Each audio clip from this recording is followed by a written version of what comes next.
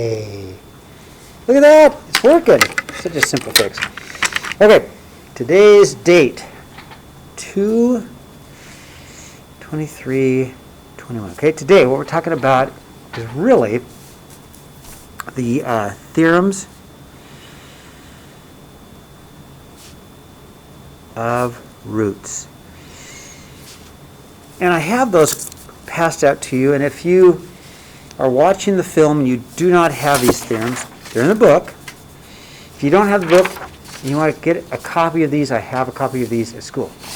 So, first of all, let's look at them. So theorem 1 says this, what we already know. If a polynomial has degree n, then it's going to have n roots. We know that. So if you've got some p of x equals some x to the n power, n could be any whole number, then we know that it has n number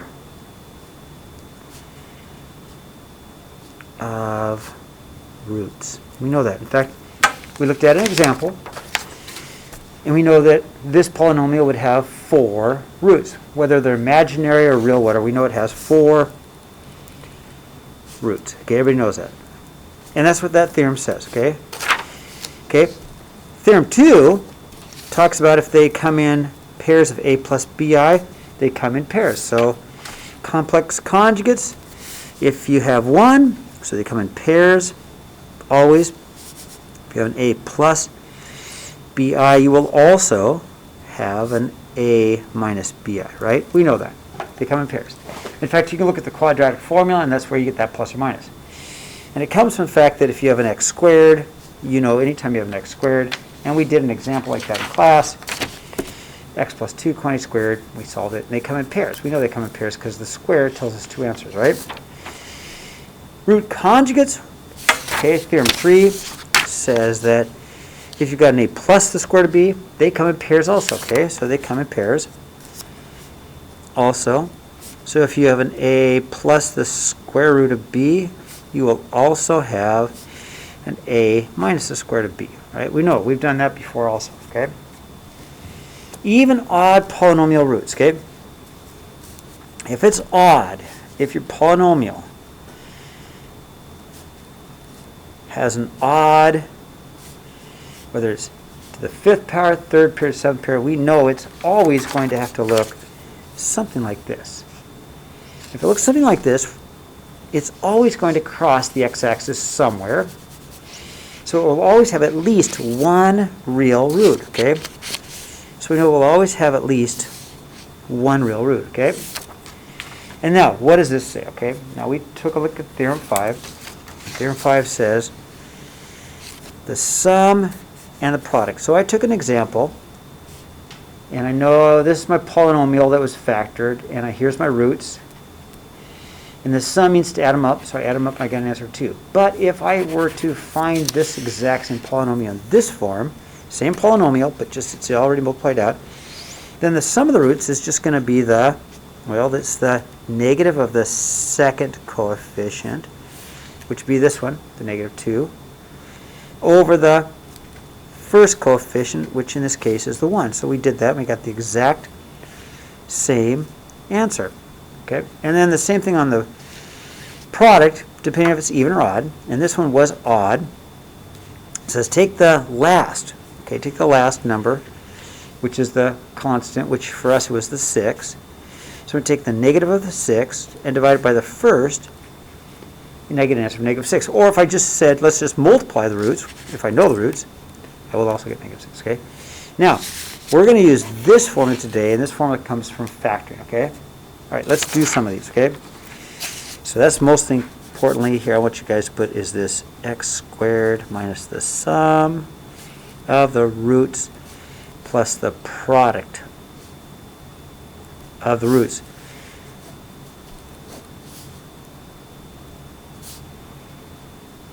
All right? So let's turn the page when you're ready. And let's take a look at this, okay? All right. So every quadratic will have roots in the form of x squared minus the sum of the roots plus the product, okay? So, example 1. We have a quadratic equation that has roots of -4 and 3. Find the equation for these. Now this one's pretty easy. This is one that we would have done in Algebra 2. Okay, we can do this one. We know that in order to get an x -4, it would have come from an x plus 4 equals 0. And we know that to get an x equals 3 would have come from an x minus 3 equation, right? And so then a polynomial, one quadratic would be, we could say p of x for polynomial, p of x could equal an x plus 4 times an x minus 3. Now this is a general, find an equation. It doesn't say the equation because there could be a lot of equations. Really, it could be a lot of them, right? Depending on whatever the value of a is, but an equation. So this will work. That'll give me a general equation with these roots.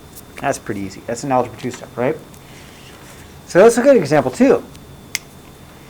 So example 2 says you have a quadratic, one root of 2 plus 3i. So that means x equals 2 plus 3i. And I know from Theorem 2 that they come in pairs. I should also have an x equals a 2 minus 3i, okay? Now you can do this like we did up above. You can, all right? You can bring everything over, all right? You can bring it over and put it in terms of x times that, and then it's a pain, okay? Or there's an easier way to do it. I want to use this formula to make it easier, okay? I want to use that formula, okay? So first of all, the sum. Sum means to add. So let's do the sum of these. Do the sum. I'm going to take a 2 plus 3i and add it to a 2 minus 3i. And we get 4, right? And then the product would be a 2 plus 3i times a 2 minus 3i. And I just need to multiply, okay? So 2 times 2 is 4 minus 6i plus 6i minus 9i squared. That's a -1. Remember, I squared equals -1. These two cancel. So I'll have a 4 minus 9 times -1, which is 13, right? Okay, now so let's answer this question. So the answer is going to be an x squared minus the sum, minus 4x plus the product plus 13. Now, if you were to do the quadratic formula on this, guess what you'd get? These two answers. If you did the quadratic formula on this, you get these two answers. You get 2 plus or minus 3i. Okay, kind of cool. Okay, example 3. A cubic function has two roots, x equals -2 and x equals 1 plus the square root of 3. Now there's got to be 3 roots. Guys agree? There's 3. So the third one has to be 1 minus the square root of 3. You guys agree with that? Well, if I want a function, I do know this much. I'm going to go p of x equals x plus 2. I can just go straight to that one because that's the easy one, right? I know that one came from right there, okay? Now, the next thing I need to do is take these two and apply the formula we just used. My x squared minus the sum of my roots plus the product of my roots, and I'll have an answer, right? So, let's do the sum. I'll do a little side work over here. My sum means to add them. And I'll take 1 plus the square root of 3 and 1 minus the square root of 3, and the sum means to add them, right? So that's easy. I just get 2. So I'm going to put 2 right there. I'll put the 2 right there. So I'm going to have p of x equals x plus 2 times x squared minus 2x, and then plus the product. So let's get the product. Okay, let's do the product. I'm going to multiply. So we'll do the product. Multiply my 1 plus the square root of 3 times my 1 minus the square root of 3 because I want the product. And I'll get that answer, I'll put it there, and I'll be done. So let's multiply 1 times 1 minus 1 square root of 3 plus 1 square root of 3 minus the square root of 9. Cancel, cancel. Off of 1 minus 3, which is a negative 2. Okay, so then I'll put a negative 2 right here. So if I were to use the quadratic formula on this, I'd get those 2 roots, right? And of course I'd get the negative 2 there, okay? All right, what do you think?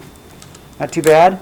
It's mostly, for me, the big key for me today was mostly getting you guys to understand what in the heck does a math book say? And you already knew that, didn't you? Isn't that cool? You already knew what they're saying. It's just, normally you'd never even read it, would you? You'd say, what the heck? But I just want to show you that you can read these. You can make sense of them. Okay, so that's all I have. Here's our homework for today. And that's all I have.